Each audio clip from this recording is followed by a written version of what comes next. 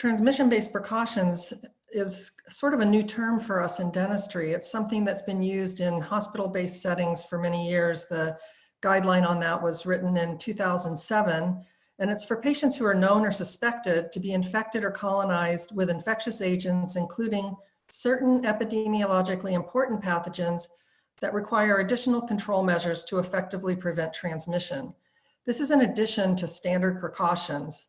And this is where we're going to spend the rest of this presentation, is talking about these two other tiers of infection control precautions. Transmission-based precautions actually include three different types of transmission. One is contact, which we won't talk about today because it's not implicated in our current concern with COVID-19. What I want to focus on are the other two tiers, which are droplet precautions and airborne precautions. Droplet precautions are used for people who have a respiratory illness such as influenza, adenovirus, or SARS, and includes things such as using a face mask, even for exams, whereas under standard precautions, we would use a face mask if we were anticipating any generation of spatter or spray, and then placing a face mask on the patient when they'll be in close proximity to others. Airborne precautions, which are the highest level, are for airborne pathogens such as tuberculosis, chickenpox, and measles. One of the things included with airborne precautions is isolation, such as using airborne infection isolation room, which I'll talk about a little bit more. Now, traditionally, because it's difficult and most dental offices are not prepared to provide airborne precautions, it would be recommended that a dental provider would delay treatment of patients who have these infections or refer them to an appropriate facility who can treat them under isolation. So what about this current virus, the SARS coronavirus 2 that causes COVID-19? Well, generally the CDC recommends droplet precautions. However, airborne precautions may be indicated if you're performing aerosol generating procedures, what they also call AGPs. A lot of the work that's been done and recommendations that have been made have been based on the medical research that was done after the SARS outbreak in 2003. During that outbreak, or retrospectively looking at that outbreak, they have found that airborne transmission over a limited distance, say within a room, has been suggested, though not proven. And that's true of other infectious agents such as influenza virus and norovirus, which are primarily droplet transmitted diseases. So we're going to talk a little bit about what all that means to us in dentistry. First of all, droplet transmission are respiratory droplets carrying infectious pathogens that transmit infection when they travel directly from the respiratory tract of the infectious individual to susceptible mucosal surfaces of the recipient. So for instance, when a person who is infected with, in this case, COVID-19, coughs, sneezes, or speaks, and frankly, even some breathing, they release droplets that may be infected with virus that if they come into contact with another person's eyes, nose, or mouth, can cause disease transmission. That's why they're currently recommending that we wear face coverings if we're going to violate that 6-foot personal space for social distancing, because if we were to cough or sneeze and we might be infected, that could put other people at risk. Now, the other thing that we have to remember is that these transmission-based precautions were really developed with hospital inpatient settings in mind. So we have to translate them for dentistry because things are a little different.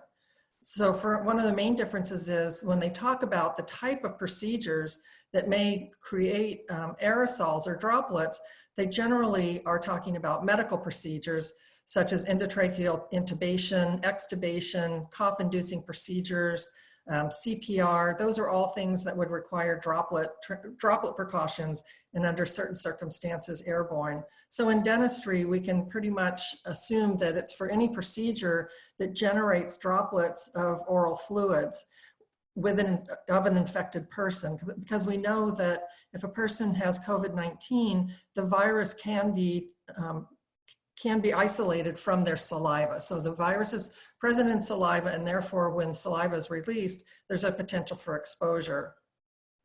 Pathogens which are transmitted by the droplet route have not been transmitted through the air over long distances, and that's because the droplets are larger than an aerosol, they don't travel as far, and they fall to the floor and other horizontal surfaces. Coronavirus is primarily transmitted via droplets, but we're going to talk about why we may need to take airborne precautions as well. It's also important to understand the difference between droplets and droplet nuclei. Droplets are usually considered to be greater than 5 micrometers in size, whereas droplet nuclei, which are particles that arise from the desiccation of the suspended droplets, can be smaller than 5 micrometers in size, which is called the respirable range. And those have been associated with airborne transmission. Organisms transmitted by the droplet route don't remain infective over long distances and therefore don't require things like negative air pressure rooms. But those that can be transmitted through aerosolization of droplet nuclei are a different story. So just to recap, with droplet precautions, some of the strategies would be to place the patient in a single room. The patient wears a mask anytime they're outside of that room, and providers wear a mask upon entering the room. So typically with standard precautions, you would put a mask on, right before patient treatment, and probably with the patient right there. In this case, you'd put it on before you walk in the room. And again, no special air handling like negative air pressure is required, and respirators are not required. And this would be for very simple things like if the patient has symptoms, you suspect they may be ill, you put a mask on them, you talk about, why you're going to defer treatment and then send them home. This is not for providing care that would use, say, a handpiece or anything else that might generate aerosols like an air or water syringe. And finally, we get to airborne transmission. This is the highest tier on transmission-based precautions.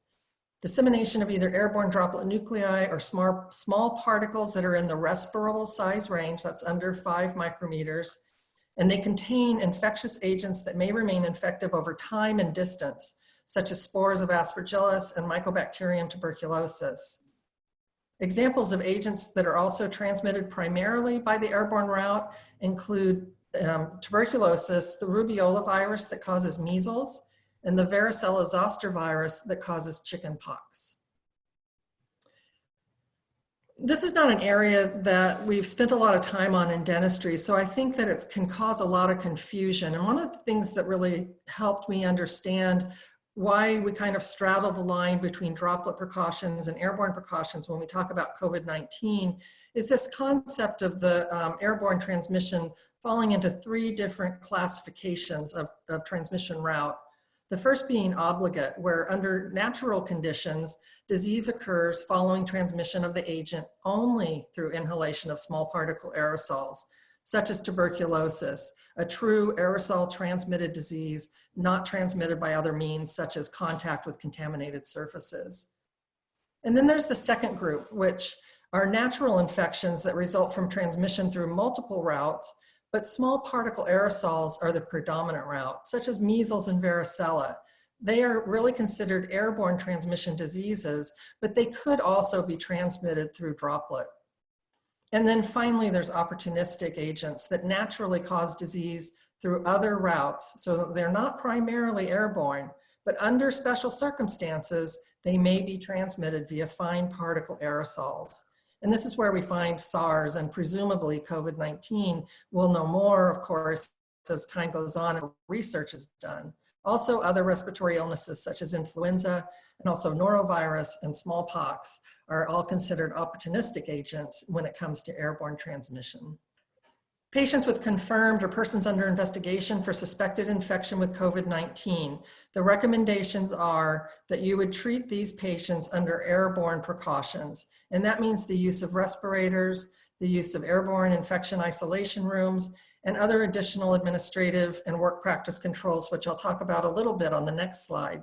So in dentistry, that really means if you have a patient that you've screened and they say, I've been told I have COVID-19, or I'm being investigated for a suspected infection, perhaps they're in quarantine because they've had an exposure, those patients should not be seen in most dental settings because we can't provide these types of airborne precautions, and they could be referred to an appropriate facility.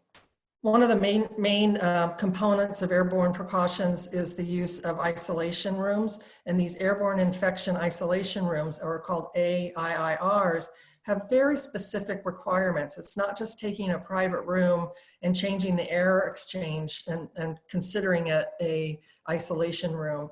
It has to have a specific number of air exchanges. For new construction, that would be 12 air exchanges per hour. It's allowed for existing AIIRs to maintain 6 air exchanges per hour. There has to be a pressure differential between the room and the adjacent areas. So the isolation room would have negative air pressure, which is achieved by having only air exhaust from that room, and the only air intake would be the small amount that comes in under the door. There also has to be monitoring of that pressure differential. It has to be at a certain level in order to truly be considered negative air pressure. Then that air that does exhaust can't be recirculated within the building and potentially contaminate other rooms. It has to exhaust to either the outdoors, or it can be exhausted through a HEPA filter. Material for walls and floors has to be able to be cleaned and disinfected. And there have to be signs on the room that restrict entry so people know that they can't walk into that room without proper PPE. And the door has to remain closed.